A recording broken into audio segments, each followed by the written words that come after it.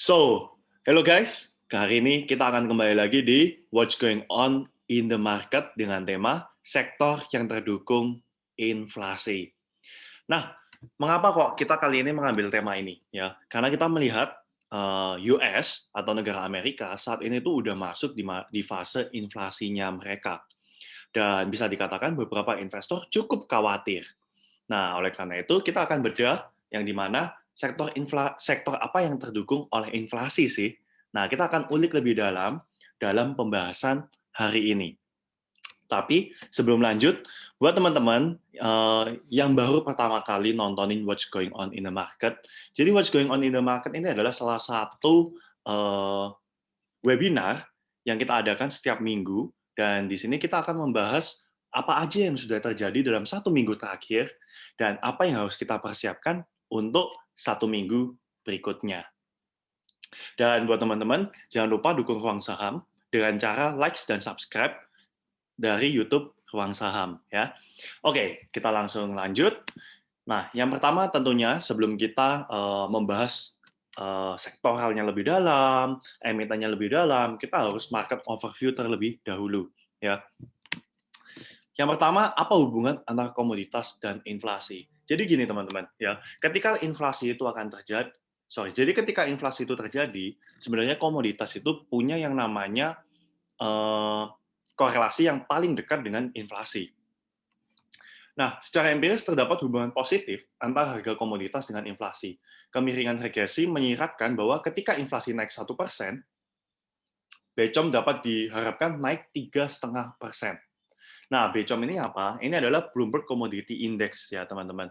Ya, Bloomberg Commodity Index. Jadi ketika inflasi itu naik 1%, nah BCOM ini bisa naik, diharapkan ya, ekspektasinya itu ikutan naik sampai 3,5%.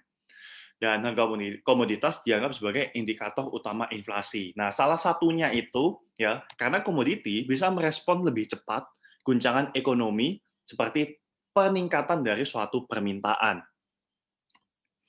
Nah, market overview kita adalah US inflation ya di mana udah naik sejak bulan April ya teman-teman, sejak bulan April, dan ini bisa dikatakan salah satu inflasi yang lompatannya terbesar sejak September 2008. Nah, yaitu ada kenaikan 4,2% gitu. Nah, what commodities do well in inflation ya. Jadi kalau kita udah bahas komoditas ya, sebenarnya ada beberapa komoditas yang bisa dikatakan lebih berhubungan langsung dengan kita para investor retail. Nah, itu adalah seperti minyak, kemudian cotton, soybeans, dan orange juice gitu. Nah, komoditi yang masuk dalam ini, yang pertama ya, kalau oil udah jelas ya teman-teman. Untuk oil kita udah pasti akan bahas, tapi kita nggak akan bahas yang namanya cotton, soybeans, dan orange juice. Tapi kita akan bahas yang namanya CPO, crude palm oil, yang jauh lebih korelasinya cukup ada dengan yang namanya sektor agriculture lain. Nah, seperti cotton, soybeans, dan orange juice ini. Nah, buat teman-teman mungkin terakhir di What's Going On yang minggu lalu, ya, waktu CPO boom, di sana kita juga melihat bahwa ketika sektor agriculture lain itu naik dari soybeans, itulah yang membuat salah satu efek membuat CPO itu ikutan naik. Gitu. Jadi kita juga harus perhatikan yang namanya CPO. Selain itu ada juga emas, dan yang bukan komoditas itu ada real estate atau properti. Melihat properti bisa dikatakan saat ini tuh salah satu sektor yang bisa dikatakan paling ketinggalan reboundnya dari sektor-sektor lain. Jadi cukup menarik buat kita pantau sih. Oke, jadi ini beberapa yang bisa dikatakan ketika inflasi terjadi, beberapa sektoral ini akan cukup terdukung. Nah, oleh karena itu, hari ini kita akan bahas 5 sektor, yaitu yang pertama minyak, palm oil, properti, gold, dan batu bara. Nah, kenapa kok batu bara sih? Karena terakhir ini kita melihat batu bara bisa dikatakan harga komoditasnya melonjak. Ya, melonjak sampai bisa dikatakan menyentuh 100. Dan itu bisa dikatakan dia bikin high lagi gitu, dan kita harus perhatikan ada saham apa sih yang cukup menarik untuk kita pantau. Oke? Nah, ketika terjadinya inflasi di Amerika, apakah akan membuat emerging market seperti Indonesia itu tertekan? Dan jawabannya adalah emerging market investor need to be prepared for effect of inflation ya. Jadi bisa dikatakan ketika US memang terjadi inflasi, emerging market seperti Indonesia bisa dikatakan kena dampak negatifnya, teman-teman. Oleh karena itu, kalian juga harus prepare ya, kalian harus prepare sebagai investor, sebagai trader, kalian harus prepare untuk melihat kesempatan-kesempatan yang bisa menguntungkan kalian meskipun di saat yang terburuk. Oke? Nah, oleh karena itu, saya akan bahas IHSG sebentar ya. IHSG ini bisa dikatakan saat ini udah mulai keluar dari jalur uptrend-nya. Oleh karena itu, kalian harus siap-siap dan harus lebih hati-hati. Tapi, good news-nya adalah ketika dia udah keluar dari uptrend-nya, seenggaknya dia akan bikin yang namanya sideways. Nah, ada area sideways dari IHSG itu di area ini.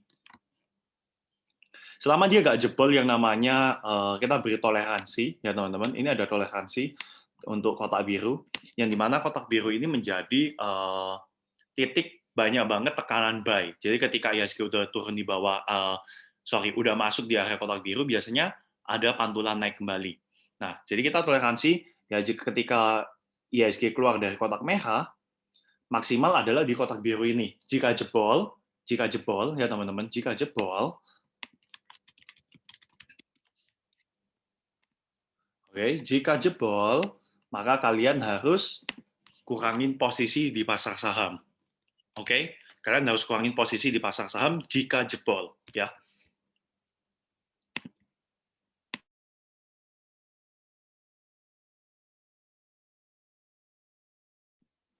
Nah, kemudian hopefully nggak jebol, ya teman-teman. Hopefully nggak jebol, hopefully pasar saham IHSG bisa sideways terus. Nah, itu akan menjadi good news. Nah, kalau good news-nya adalah posisi saat ini bisa dikatakan banyak saham itu udah mulai masuk di area support-nya, ya. Dan jika memang terjadi penurunan, otomatis kalian bisa serok emiten blue chip lagi. Kalau rebound, ya tentu lebih bagus. Oke.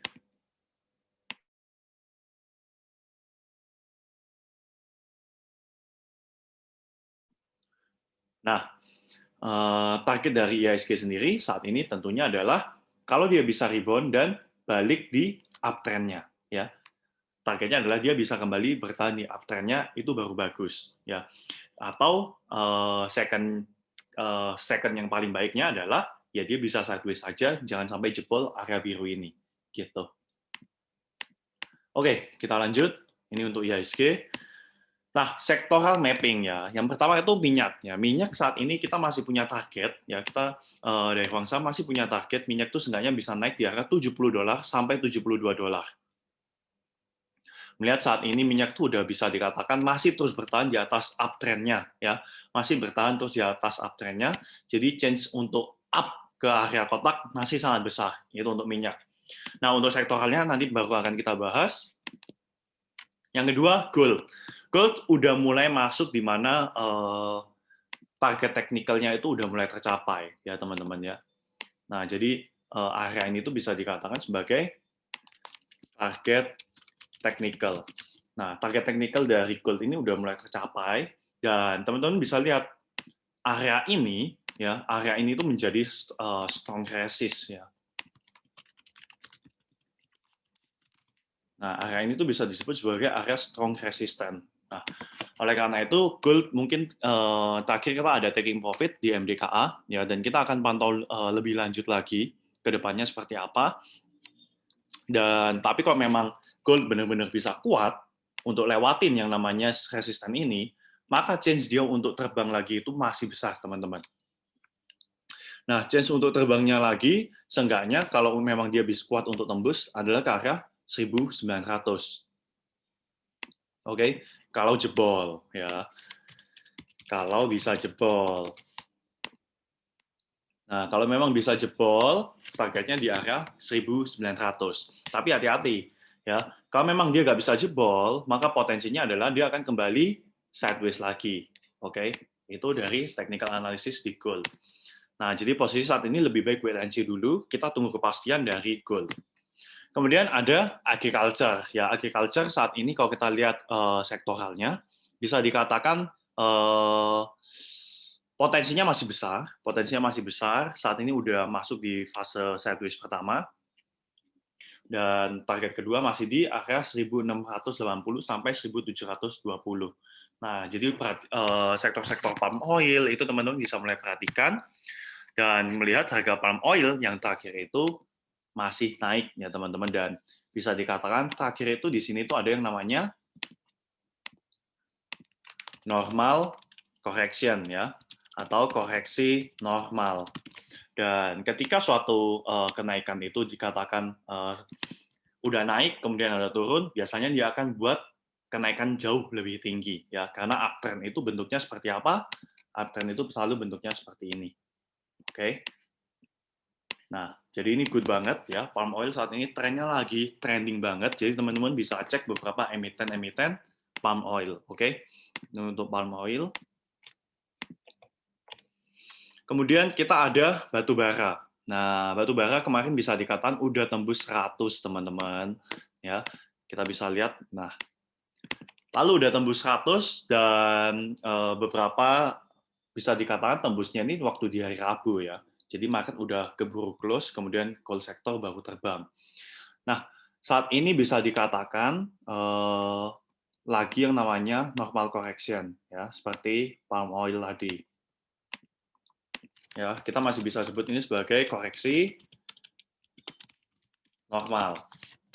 Hati-hati kalau memang dia terus-menerus turun sampai jebol bawah 95 ya. Kalau misalnya jebol bawah 95 bisa dikatakan hati-hati ya. Mungkin trennya akan patah kembali.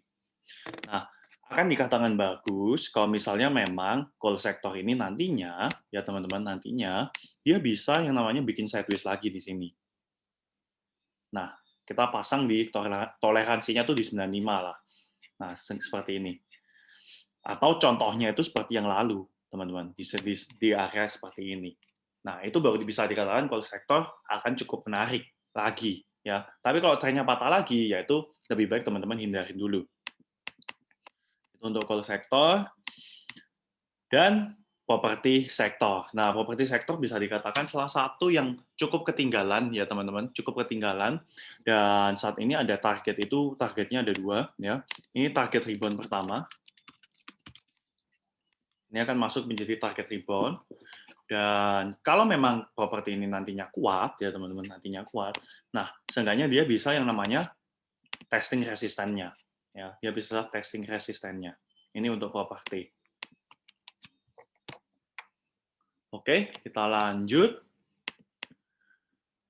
Nah, untuk properti kita ada 2 indeks ya. Jadi ini untuk yang Jessica, kemudian ini yang baru, IDX Property and Real Estate. Oke.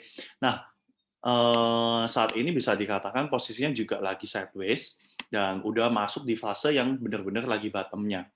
Nah, hopefully dia bisa up juga untuk testing resisten. Oke. Ini untuk properti sektor. Nah, ini menjadi salah satu bagian yang pasti teman-teman tunggu ya. Apa sih yang kita lirik? Apa sih yang menurut tim pegang saham cukup menarik tiap sektoralnya ya. Jadi kita akan bahas tiap sektoralnya. Yang pertama oil ya. Oil itu di sini kita pilih yang namanya MEDC ya teman-teman. Kita pilih yang namanya MEDC. Alasannya yang pertama adalah dia udah patah yang namanya, oke kita tulis ya. Alasannya yang pertama dia udah patah downtrend line. Ya, dia udah patah trend line. Dan terakhir yang bikin MEDC bagus ini adalah oil up ya, ditambah copper up. Nah, ini yang mendukung komoditas dari MEDC. Nah, inilah 2 hal yang bisa dikatakan cukup menarik dari MEDC ini. Tapi teman-teman harus perhatikan ya, MEDC saat ini tuh udah mulai masuk di fase yang namanya ada tekanan jual ya, ada tekanan jual. Teman-teman bisa lihat di sini, candle ini dulu deh ya, candle ini dulu. Bisa terlihat bahwa ketika MEDC berusaha untuk up di area 760, di sana ada tekanan jualan, ada orang yang jualan. Ada juga yang beli pastinya ya. Kalau mau ada yang jual, pasti ada yang beli juga. Oleh karena itu, MEDC bisa dikatakan dia akan mulai testing resisten dulu di area ini. Ya, area ini tuh akan menjadi area testing resisten dari si MEDC. Ya, butuh beberapa saat sampai dia benar-benar kuat untuk up. Ya, jadi kita lebih baik wait dulu ya. Saran saya sih wait dulu dari MEDC. Jika memang ada koreksi ya teman-teman, jika memang ada koreksi seenggaknya masih di area ini, nah teman-teman boleh koleksi itu ya, area 680. Nah, kalau memang kalian dapat 680, kalian boleh koleksi.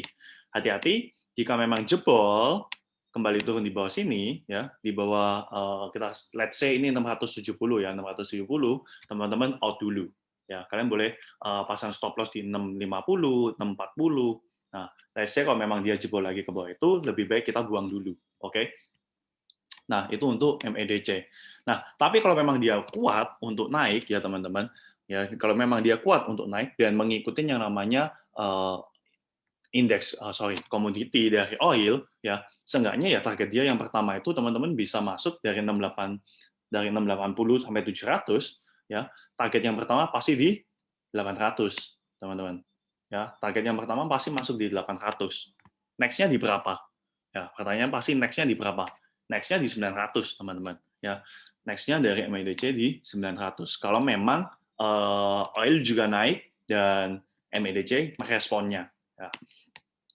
Tapi ada satu hal yang saya harus katakan ya teman-teman. Ketika dan ini beberapa bulan terakhir juga kita udah pantau ya, di mana ketika IHSG memang merah dan komoditasnya hijau, bisa aja komoditasnya atau emiten-emitennya itu nggak perform.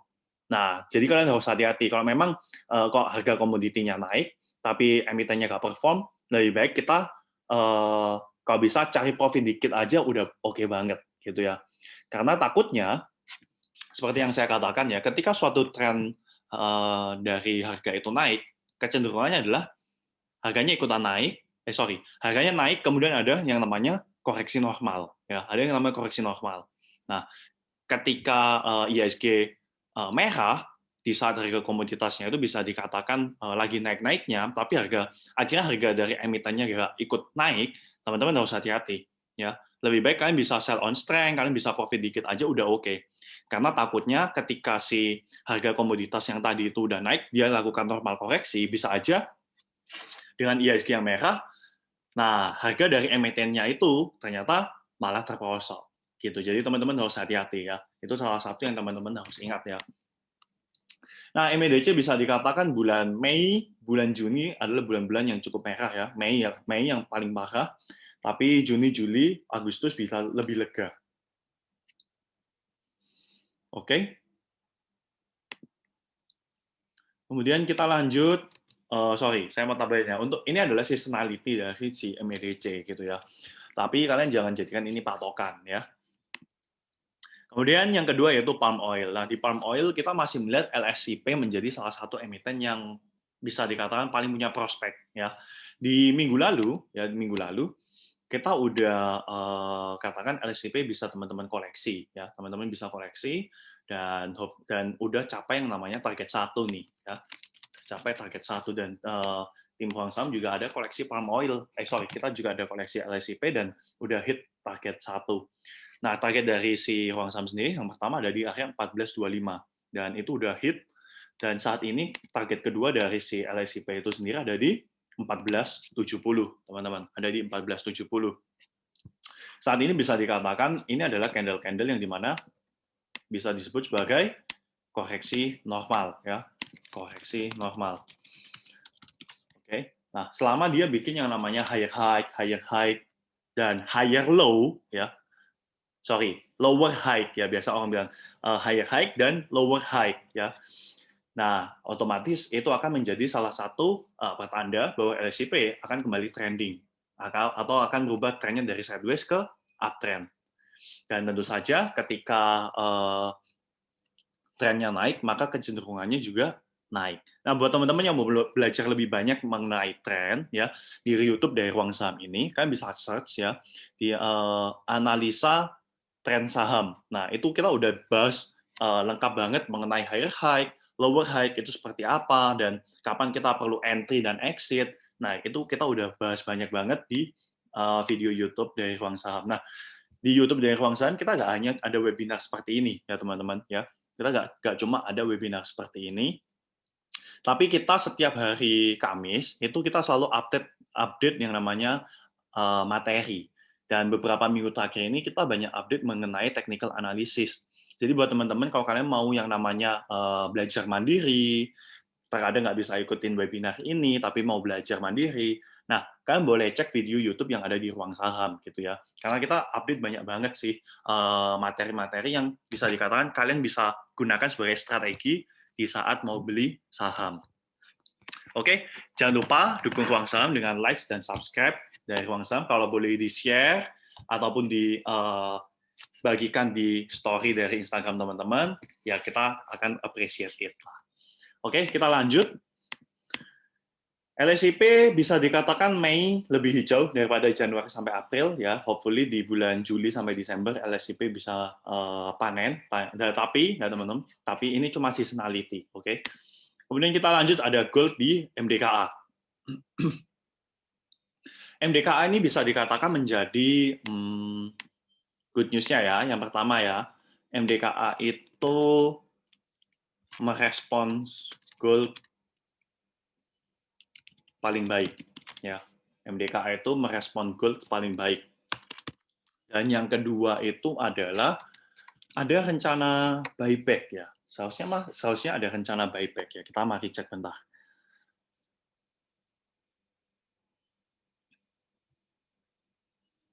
Nah, benar ya. MDKA ini salah satu emiten yang memiliki rencana buyback.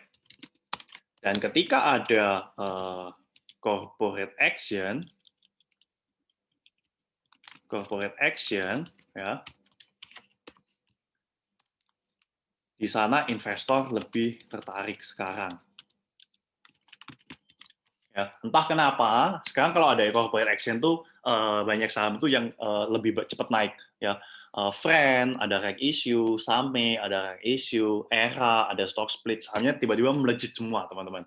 Semuanya melejit. Nah, jadi corporate action bisa dikatakan kalau ada corporate action, investor itu mulai melirik gitu. Oh, menarik juga nih emiten. Nah, itu bisa jadi sekarang bisa dijadikan salah satu faktor ya teman-teman ya. Padahal kan ketika seperti Era melakukan stock split, bisa dikatakan ya semuanya fair gitu ya, nggak ada keuntungan lebih. Kemudian kalau reg issue juga teman-teman harus pinter-pinteran, kalian mau tebus apa enggak. Kalau misalnya seperti Same bisa dikatakan kalian malah profit banyak tuh, ya kan. Nah, tapi juga ada beberapa reg issue yang biasanya bisa merugikan, kalian harus hati-hati itu. Oke, kemudian kita lanjut. Nah, itu tadi dari MDKA ya, keuntungannya dari MDKA itu. MDKA tuh saat ini tuh dalam posisi yang bisa dikatakan trennya jangka besar itu sideways, teman-teman. Trennya jangka besar itu sideways. Nah, kalau misalnya gold itu sekarang lagi yang namanya testing resistant, maka ya si MDKA ini teman-teman harus hati-hati ya. Maka kalian harus hati-hati ya. Ini ada yang namanya doji candle ya, doji candle. Doji candle itu berarti ada bisa diartikan sebagai keraguan-raguan ya. Ya, berarti investor bisa dikatakan lebih ragu-ragu saat ini di MDKA. Nah, kalau misalnya memang si gold itu turun, ya mantul turun, maka biasanya ya ada potensi MDKA akan kembali turun di area ini. Ya, dia akan kembali di area support, testing 2600, dan kita lihat lebih lanjut. Kalau gold turun lebih lanjut, ya dia akan kembali turun. Kalian harus hati-hati. Kalaupun naik, ya teman-teman, kalaupun ya naik, kan harus perhatikan MDKA itu udah mulai masuk di area resistennya. Ya, dia udah mulai masuk di area resistennya. Dan tentu saja tekanan jual itu akan jauh lebih besar, teman-teman ya. Kalian bisa lihat di kotak merah ya. Ketika shadow-nya udah mencapai sana, akan kembali turun. Shadow-nya udah nyampe sana, kembali turun ya. Meskipun shadow-nya udah pernah naik sampai 3.000, closing-nya di bawah dibalikin turun lagi. Nah, kalian harus hati-hati. Nah, untuk MDKA, seperti yang saya katakan, teman-teman lebih baik wait and see dari gold dulu, oke? Nah, MDKA bisa dikatakan seasonality-nya Mei, Juni, Juli itu bagus banget ya. Mei, Juni, Juli itu bagus banget, tapi mari kita pantau lebih lanjut lah. Oke, ini BPPT, ini yang minggu lalu ya. Kita skip aja, kemudian ada batubara. Nah, di batubara ini ada yang pertama itu ada DOIT. Ya, DOIT ini menjadi salah satu yang secara teknikal paling menarik, tapi ini gorengan ya teman-teman, hati-hati ya. Secara teknikal ini paling menurut tim Quansa menarik banget ya, tapi ini gorengan, oke? Kalian harus hati-hati. Jadi Doit ini udah bisa dikatakan 1 minggu terakhir itu dia testing support terus di 366, 366, 368 ya. Dia tuh testing support terus di area 366, 366, 368. Ya kita bisa lihat nih. Nah 1 minggu terakhir dia testing support terus dan mantul terus ya. Kemudian ke 388 belum kuat turun lagi. Nah sampai di 366, 368 rebound lagi. Nah posisi saat ini kita bisa lihat ya, teman-teman boleh koleksi secara bertahap ketika dia mendekati di area 366, 368 ya. Area 3 ini kalian boleh koleksi. Target dari si Doit ini sendiri areanya di 420, teman-teman ya. Area ini akan menjadi area dari target Doit. Nah, di sini kita pakai yang namanya Fibo ya. Analisis ini technical analysis Fibonacci. Oke. Nah, ini untuk Doit. Tapi kalian harus ingat ya, Doit ini salah satu emiten yang cukup volatile ya. Dan dia bisa dikatakan gorengannya di emiten batubara lah. Batasi kerugian jika memang dia jebol atau closing berada di bawah 366. Oke? Kita lanjut. Nah, seasonality Doit biasanya Mei buruk, Juni, Juli baru baik. Ya, tapi ini emiten gorengan atau third liner, jadi lebih baik teman-teman fast trading aja. Kemudian ada ITMG yang tim juga pantau, ya, melihat adanya ini kita belum bisa pastikan ya teman-teman ya. Kita belum bisa pastikan ini apakah ini common gap atau ini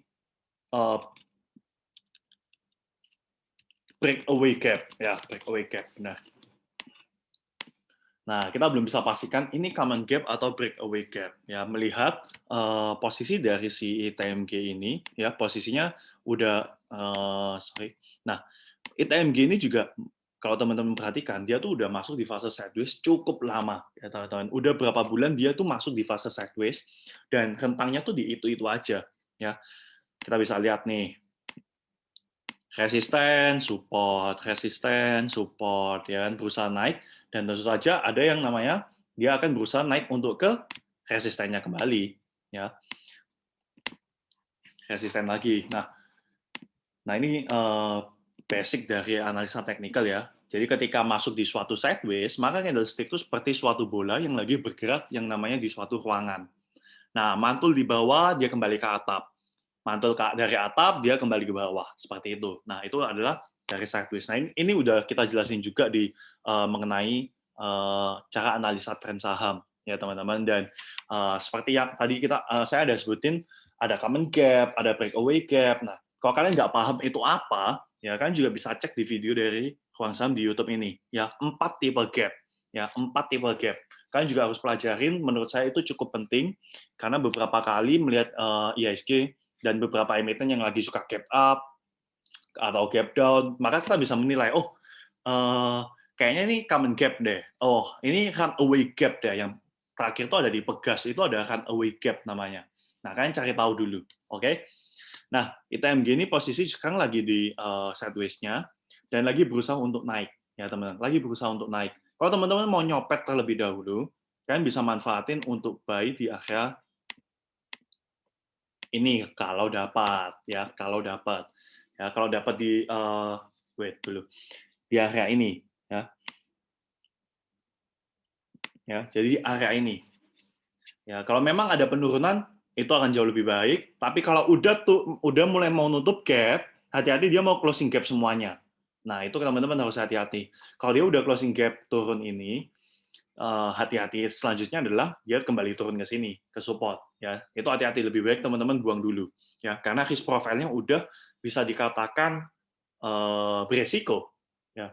Resikonya dari mana ya, risk profile-nya bisa dikatakan risikonya jauh lebih besar daripada reward-nya. Kan buat apa gitu ya kan. Atau teman-teman mau tunggu dia benar-benar testing resisten di sini dan kita lihat kelanjutannya gimana. Oke. Nah, tapi kalau teman-teman mau copet-copetan ya mungkin kalian boleh yang namanya spekulasi buy di area ini dengan target dia mau ke testing di 13.500 gitu. Ini untuk ITMG ya. Oke, kita lanjut. Hmm, Nah, ini adalah seasonality dari ITMG ya, di mana bulan Mei, Juni, Juli udah lebih baik lah daripada Maret, April. Ya. Kemudian kita lanjut di sini bisa dikatakan uh, properti. Nah, properti ini salah satu yang kita lihat itu ada di BSDE, teman-teman ya. Salah satu yang kita lihat itu ada di BSDE dan trennya juga bisa dikatakan itu lagi naik ya.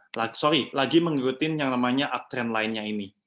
Nah, lagi mengikuti yang namanya uptrend line ini, kalian bisa manfaatin buy di area ini. Oke, sorry ini. Nah, kalian bisa manfaatin buy kalau memang dia ada yang menyentuh support, ya. Dan teman-teman harus lihat ya, selama ini dia bikin yang namanya lower high, ya. Selama ini dia bikin yang namanya lower high. Nah, kalau misalnya dia udah bikin yang namanya lower low, ya.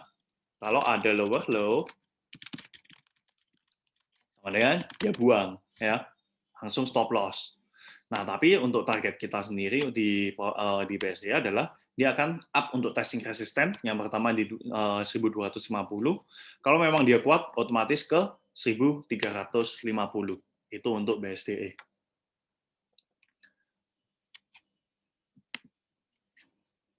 Oke, nah ini untuk BSDE. Nah, BSDE bisa dikatakan seasonality, Mei masih merah, Juni baru biasanya panen. Ya, tapi hati-hati dengan Juli. Dalam 5 tahun terakhir dia merah terus-menerus di bulan Juli. Tips dan trik untuk trading saat ini, teman-teman ya, masih harus fast trading. Kemudian kalian nggak boleh lupa yang namanya perhatikan IHSG, ya seperti yang tadi saya sudah sebutkan di atas, perhatikan IHSG. Sektoralnya juga harus dicek, ya. Kemudian saham komoditas, kalian harus perhatikan harga dari komoditinya. Dan terakhir, money management, ya lebih baik bisa lebih banyakin atau paling nggak 50-50 antara saham dengan cash, oke? Untuk investing, manfaatin kalau memang ada penurunan, ya kalian bisa serok emiten blue chip, ya kalian serok blue chip yang lagi terdiskon. Nah, terakhir uang saham performance ya buat teman-teman yang belum tahu uang saham itu punya 3 fasilitas ya, edukasi dalam bentuk workshop. Kita ada technical analysis workshop di bulan Juli tanggal 10 sampai 11 ya teman-teman, 10 sampai 11 Juli. Dan kita akan ajarin semuanya mengenai technical analysis dari basic sampai master. Dan tujuan dari kita membuka workshop ini agar teman-teman bisa mandiri yang namanya lakukan analisa saham. Oke. Selain itu, kita masih akan via online dan teman-teman bisa dapetin yang namanya workbook khusus dari ruang saham. Dan workbook inilah yang akan membantu teman-teman belajar lebih mudah nantinya. Oke. Kemudian ada ruang saham investing, yang dimana kita ada yang namanya tim investing, dan kalau kita udah bicara investing, tentu nggak se-intens di trading ya teman-teman, tapi kita akan melihat kinerja dari emiten, dari setiap kuartalnya, dan teman-teman akan dapetin dalam bentuk e-book. Nah, dalam bentuk e-book itu nanti teman-teman bisa lihat secara makroekonomi, kemudian secara emitennya juga, kelebihan kekurangannya apa, target dari fundamentalnya seperti apa, itu juga teman-teman bisa dapetin. Kita juga ada grup diskusi, bahkan ada yang namanya webinar update gitu. Nah, tapi teman-teman akan dapetin e-booknya itu setiap kuartal ya, setiap kuartal. Jadi setiap 3 bulan sekali. Dan kita baru aja rilis yang namanya kuartal 2 ya, baru rilis yang kuartal 2 2021 ini. Jadi buat teman-teman yang mau join kan belum ketinggalan ya, kita masih ada tambahan 2 emiten baru yang dimana lalu kita sempat taking profit dan ini ada ketambahan 2 emiten baru dan itu cukup menarik untuk di kuartal 2 hingga kuartal 3 ini.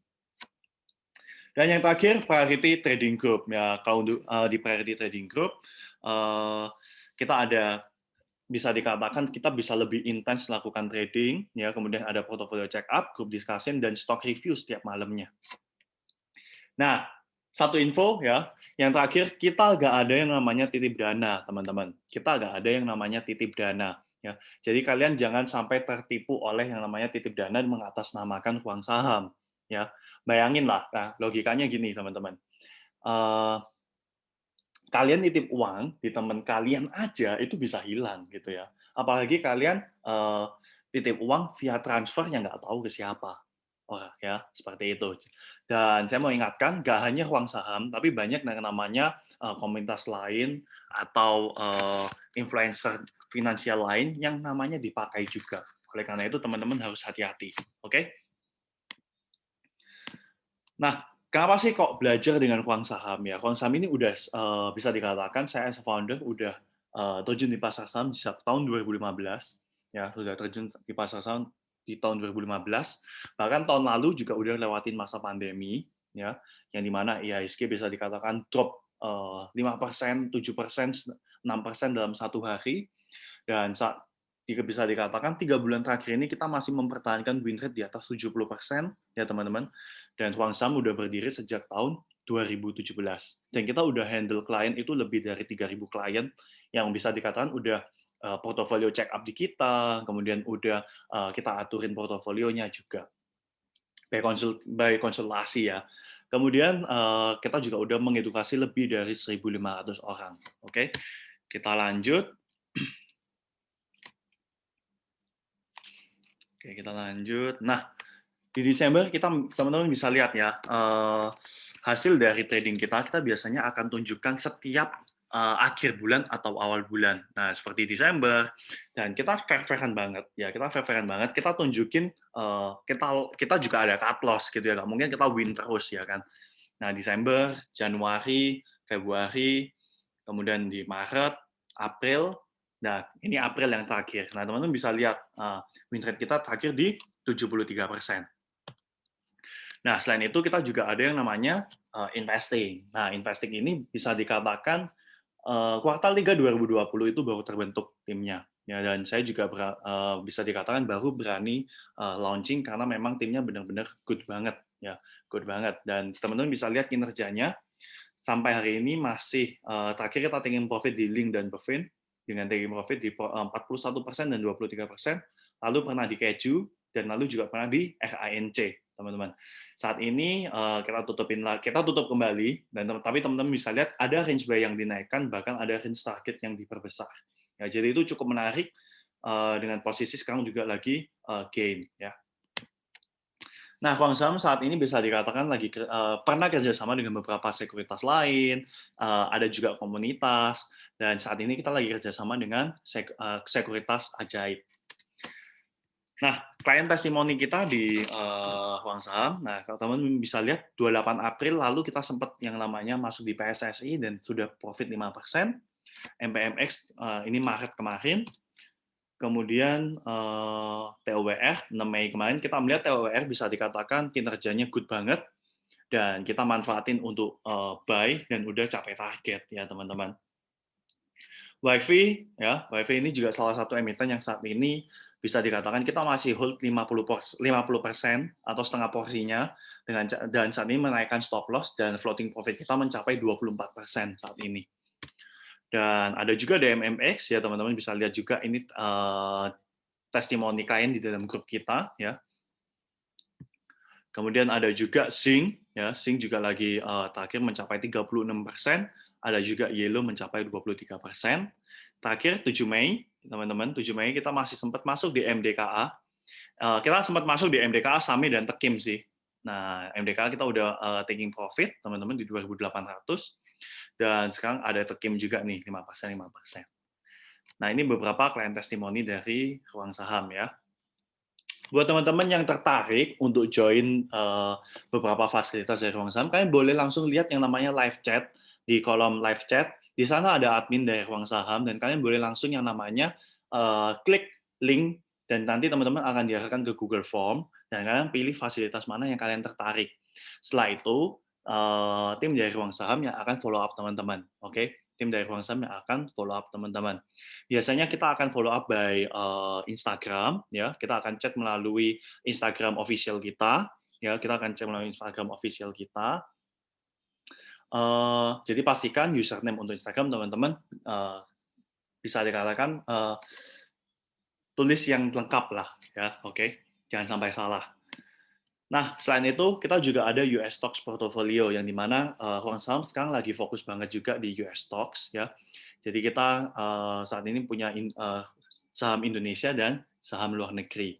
Dan saham luar negeri teman-teman kalau memang kalian mau masuk di ruang saham US Stocks ini ya, kita lagi bisa dikatakan kalian cukup ikutin yang namanya download aplikasi GoTrade, daftar menggunakan token ruang saham ya 038946 dan minimal deposit $10 ya.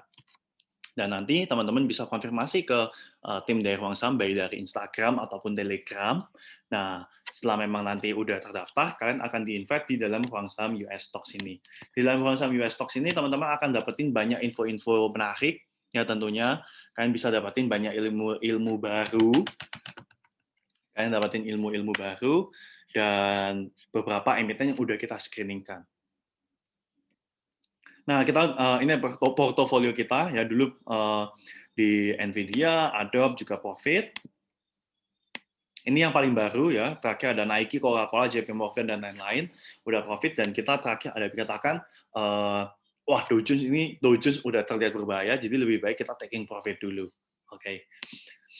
Oke, nah buat teman-teman yang tertarik belajar lebih banyak mengenai US Stocks, kita juga ada yang namanya US Stocks Watchlist setiap Selasa malam ya, setiap hari Selasa malam ya. Dan ini kita udah masuk yang di US Stock Watchlist kedua ya teman-teman ya. Dan terakhir itu juga kita ada yang pertama ada FV, EXP, CMCSA, KO semuanya udah jalan ya teman-teman. Kemudian yang kedua kemarin kita ada kasih Snapchat, Baba dan satu lagi itu Caterpillar CIT. Dan Snapchat dan Caterpillar ini udah up. Kita udah profit di Snapchat 4% sampai 5%, Caterpillar baru 1,5% sih. Oke. Nah, jadi buat teman-teman yang mau belajar lebih banyak ya, jangan lupa kan bisa langsung belajar di YouTube Ruang Saham, Telegram, bahkan sampai TikTok kita juga update ya.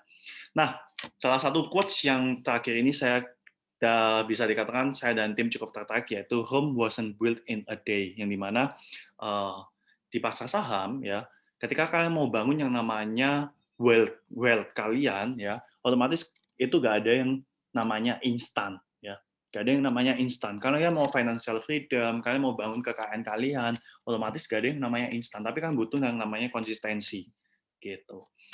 Nah, kemudian yang kedua, if you can explain to a 10 years old why you own a stock, you shouldn't own it. Nah, jadi gini, kalau kalian nggak bisa menjelaskan ke seorang bocah berumur 10 tahun ya, kenapa kalian membeli suatu saham tersebut, nah maka teman-teman harus pikirkan kembali ya. Nah, hal ini cukup menarik minat kita ya, karena banyak banget sih orang yang terakhir masuk di instrumen keuangan, instrumen investasi, itu hanya berdasarkan ikut-ikutan, atau bisa dikatakan cuma melihat, si dia bisa cuan nih, mau ikutan deh. Nah, teman-teman harus hati-hati. Ya, teman-teman harus hati-hati. Kalian harus pahami, ketika kalian mau investasi ya, kalian harus pahami produknya. Ya, kalian harus pahamin, oh saham itu seperti ini. Ya, oh kenapa kok saya beli suatu saham ini? Ya, kenapa kok saya beli suatu saham ini? Seperti yang teman-teman hari ini dengarkan di webinar ini. Ya, kita hari ini lagi membahas tema di mana sektor apa yang terdongkrak karena adanya inflasi. Nah, dari situ kita bisa melihat, oh komoditas ternyata cukup menarik ya, karena punya korelasi yang cukup tinggi ketika inflasi itu naik.